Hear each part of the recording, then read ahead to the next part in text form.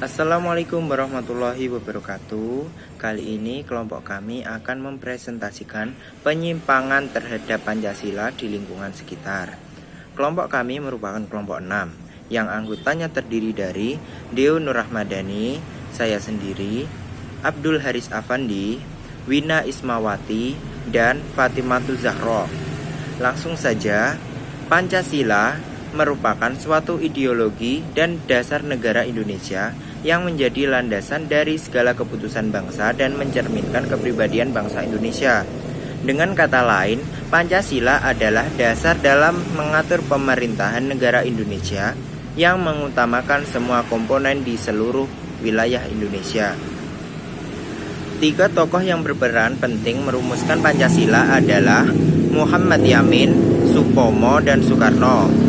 Pidato Soekarno mengenai rumusan 5 sila di sidang terakhir BPU PKI pada 1 Juni 1945 dikukuhkan sebagai hari lahir Pancasila.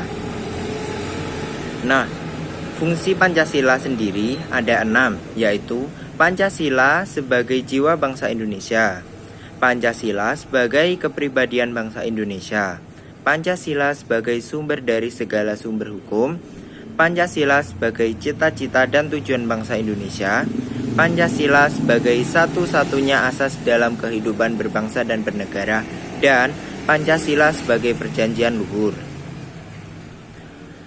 Contoh penyimpangan terhadap Pancasila di lingkungan sekitar, yaitu salah satunya adalah yang akan kami bahas di presentasi kali ini, yaitu perjudian bola glundung atau lebih dikenal dengan JI dalam acara kesenian wayang yang menyimpang dari penerapan Pancasila.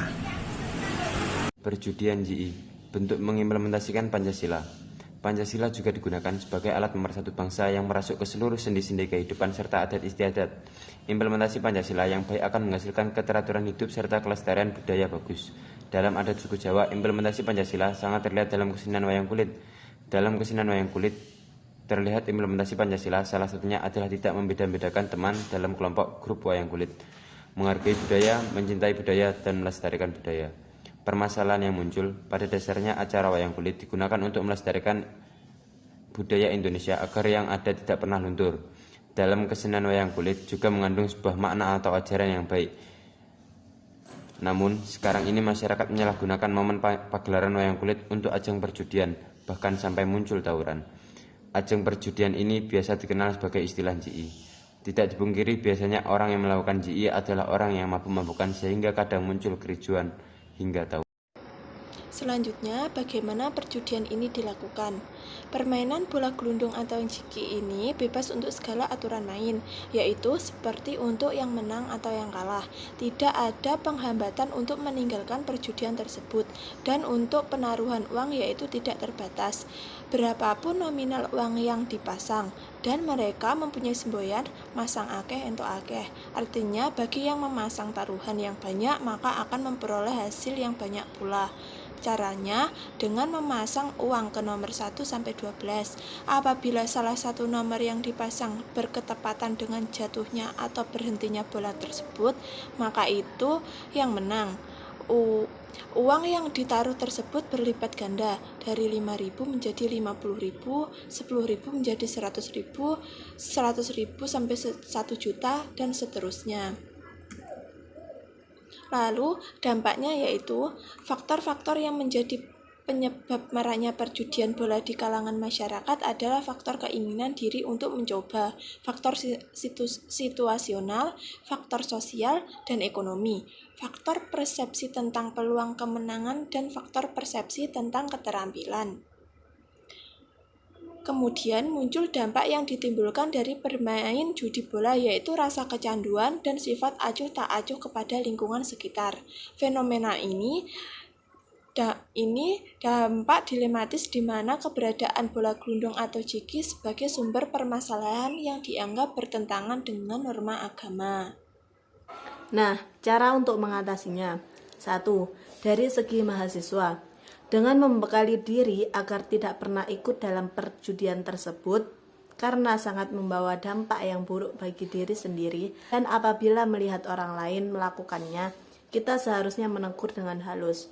2. Dari segi pelaku berjudi, mencoba membekali diri dengan hal yang positif yang tidak bertentangan dengan norma agama.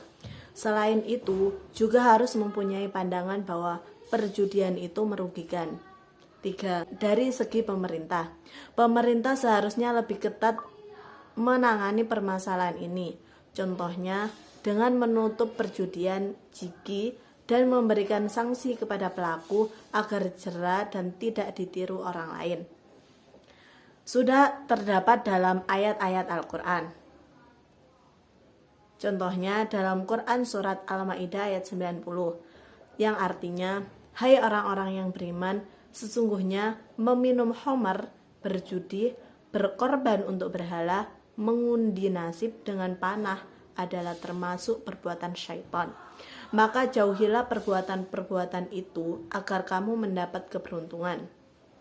Dan Quran surat Al-Maidah ayat 91 yang artinya, sesungguhnya syaitan itu bermaksud hendak menimbulkan permusuhan dan kebencian di antara kamu lantaran meminum khamar dan berjudi itu, dan menghalangi kamu dari mengingat Allah dan sembahyang. Maka berhentilah kamu dari mengerjakan pekerjaan itu. Dari ayat di atas menjelaskan bahwa dalam perspektif Islam, agama Islam sangat dilarang praktek perjudian.